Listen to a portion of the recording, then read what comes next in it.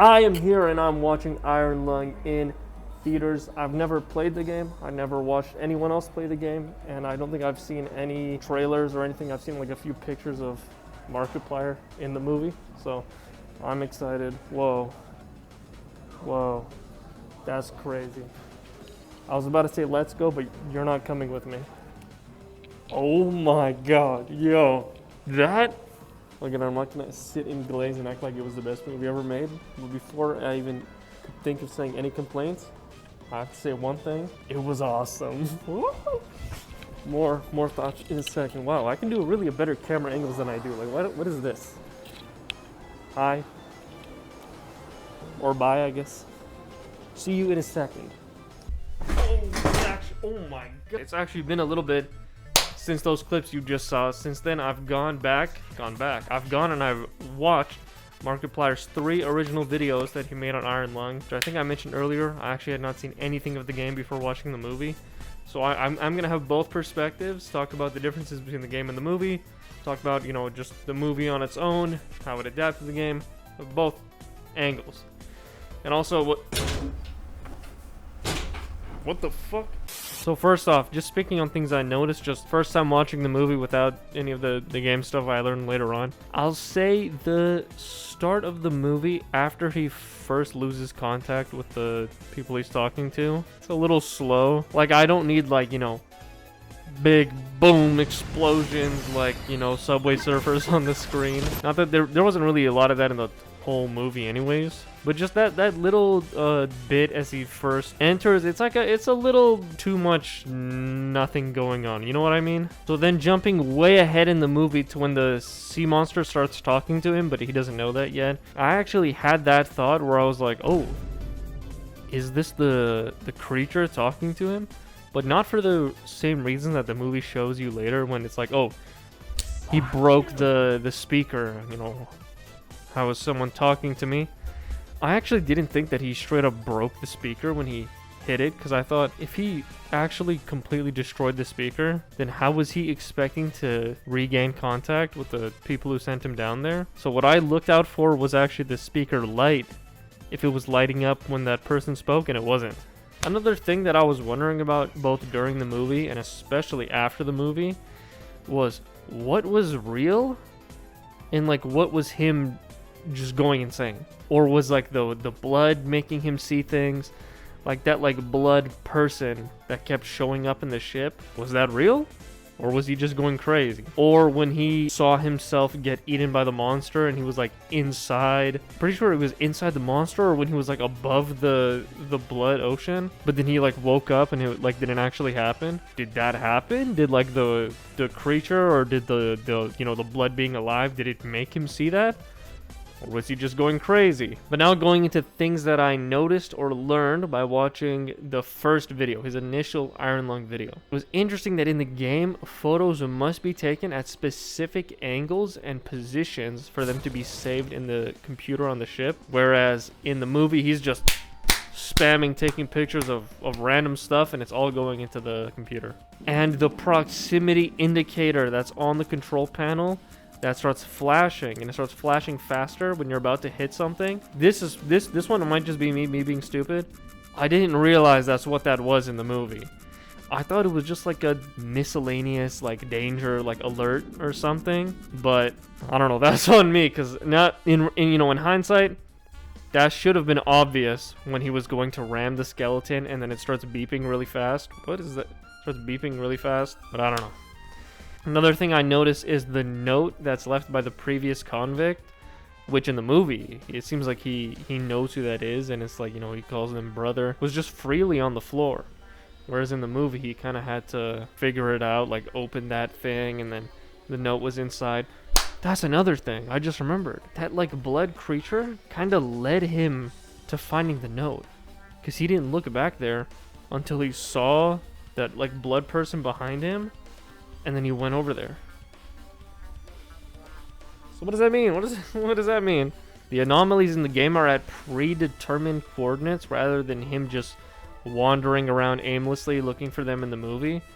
Which I guess both this and the, you know, like photos taken at specific angles is just like a video game to movie, like medium difference, but it was a good, I don't know, do I say that was a good translation? That's kind of obvious. The oxygen lights are displayed differently in the game. In the movie, they're all lit up, and then the lights close as it goes down. In the game, it just like only one of them is lit up at a time, and it like the light moves across the meter, which is kind of weird. I think the movie did that better. The weird like glitch noises are also present in the game, if I remember correctly, because again, I just saw this one time at the movie theater.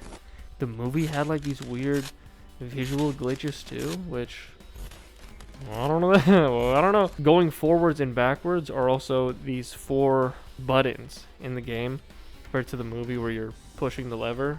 Again, another easy translation from video game to movie, because you know, they make it annoying to control in the game on purpose, but in a real setting, when he's there, if he's like just pressing these buttons, it's kind of weird, you know, just push it, you know? The map of the cave in the game, I think, is the same as the map that he draws himself in the movie. So that map is not actually given to him, but he maps out the whole cave system, which I think that's pretty cool. There's no mention of the tree or filament station or the blood being alive. It's just you go, you take pictures of all the anomalies, big sea monster eats you at the end. I was very surprised to see that. But that's where we get into the second video, which is the lore video. So the computer reveals that the blood ocean is comprised of human blood, which I don't think is said in the movie. I'm not sure, which is interesting, because usually the movie is showing me more things in the game, but I actually don't think they say that in the movie, that it's specifically human blood. But maybe again I missed it. I don't think so. I don't remember them saying that though. We learn about the consolidation of iron, space station Eden, and that the SSE has trees and attacked the filament station. So we knew these things from the movie, but I don't remember if we got the specific names of all of them. So Simon in the movie is a part of Space Station Eden, which attacks Filament Station, which another thing they show in the game was that it was a 9-day battle. I did not get that impression from the movie. It's also possible that a lot of this game lore doesn't actually apply to the movie, because, I mean, I guess they're technically separate things, I'm pretty sure. But another thing that he found in the video was the SM8. It actually is in the game, and you can find it. But also, I hate the dark spots in the blood in the game. It's so gross. I actually found watching these YouTube videos on the game, and these, like, just voluminous, thick, dark spots that are just coating everywhere. It's a pattern found all around the blood when the blood starts filling the submarine. I don't know what about that is. It was disgusting to me. I think that was more gross to me than the actual blood in the movie.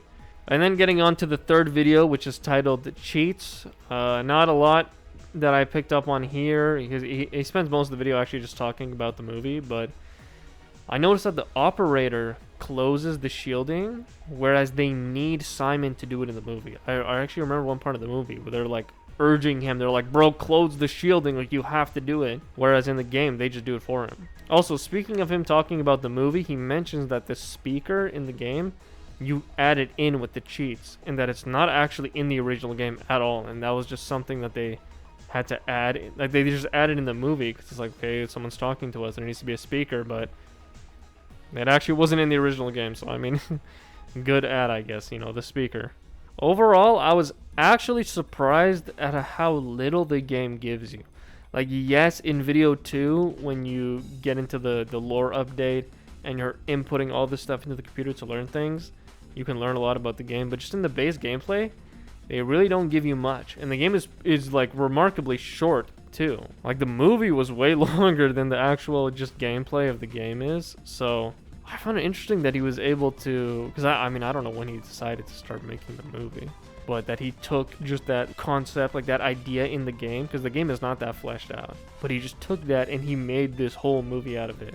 Which, you know, I mean, I'm sure everyone has said this too, but the fact that it's like I mean, I wasn't say big majority one location, it really is one location. Like even when he's in the back at like the station, him and the camera are both still, you know, locked inside the iron lung.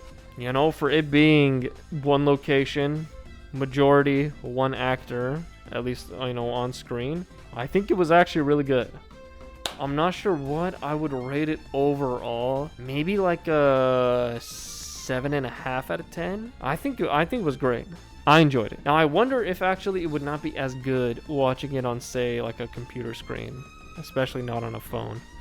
Because I think that just being like immersed in that big, expansive, you know, screen, and you're like really in the environment, I think it helps. But maybe you could say that about any movie. So I thought it was good. I thought it was awesome. And I'm not a horror guy at all. I forget if I mentioned this, but I really don't watch horror movies. And I enjoyed my time with Iron Lung. I've heard a lot of people say that it's too long, which I can understand that.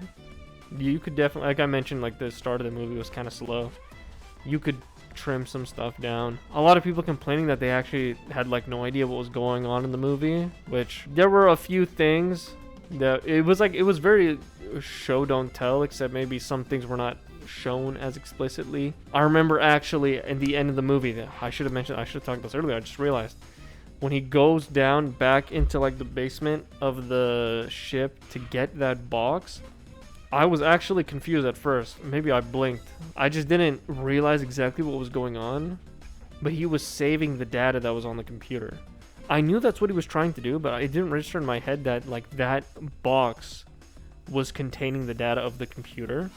But once, you know, I realized, it was fine. So it can be maybe a little too show don't tell while not showing things as good, but to say like the movie was overly confusing and that you didn't know what was going on, I wouldn't say that's true. But those are my thoughts on Iron Lung. Again, I said I give it maybe around a 7.5 out of 10. Good movie. You know, it was a bit of a jump for me going into it. Like I said, I don't really watch horror movies, stuff like that, but I liked it. I would say recommend. Thumbs up. Markiplier. Yay. Bye. And also, my bad to Nocturnal Nolan, who I totally lied to about when my next video was going to come out. Well, not lied to, but miscalculated. It's just, you know, underestimated the amount of work that was left, and I got a full-time job, yada yada. Once I'm out of that, then many more videos. Also, I see you've got an Invincible PFP. Hey, when that Invincible fighting game comes out, there'll be more Invincible content, so hey, look forward to that. But yeah, whoops.